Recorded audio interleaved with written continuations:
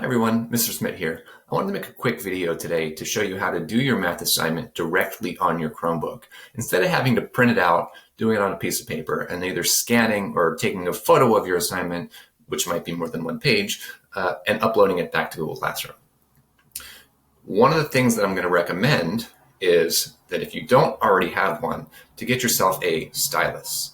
Now, you can get any kind of stylus you want. It doesn't have to be anything really fancy. The stylus basically just makes it a little bit easier for you to write on the screen.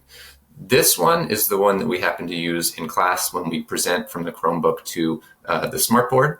I like it a lot. It's called an Adonit stylus. If you can find this exact one, great. If you find a different one or you already have one, even better. Now, as far as what's required, you actually have to have the Google Classroom app on your Chromebook. So if you're not sure if you have the Google Classroom app, go down to the taskbar here and find the Play Store. Now, the Play Store only lists apps that are approved by the district, and you'll happen to notice that Google Classroom is one of them. If I click it, you'll notice that for me, my only options are uninstall and open. That tells me that I already have the Google Classroom app, and I can just click the open button if I like. If you don't have it installed, it will give you the option to install it before clicking open. Now, if you know for sure you already have the app, you'll find it down here in the taskbar by expanding the list of apps. For me, it's down here in the bottom right. When I open Google Classroom, I see a list of all the Google Classroom classes that I either teach or am a part of.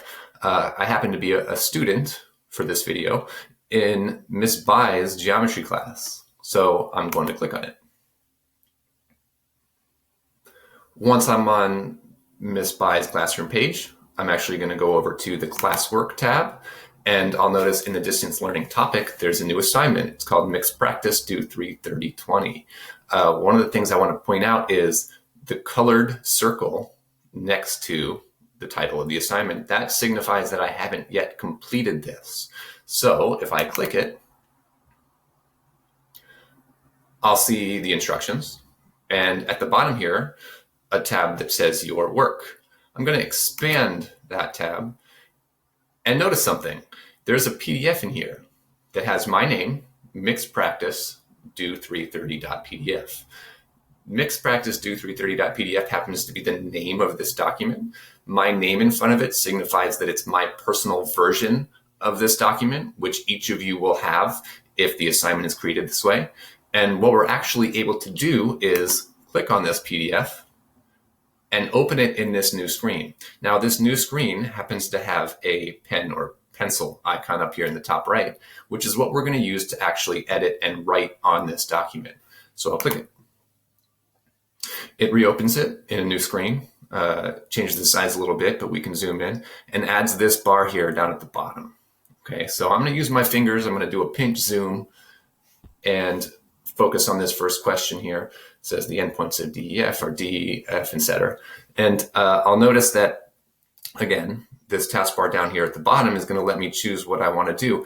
The first is going to allow you to select different annotations you make. The second is an eraser that lets you erase certain annotations. This is our regular pen. To the right is kind of like a calligraphy style pen that changes size a little bit more. And then there's a highlighter and a way that you could actually make a text comment if you wanted to type something.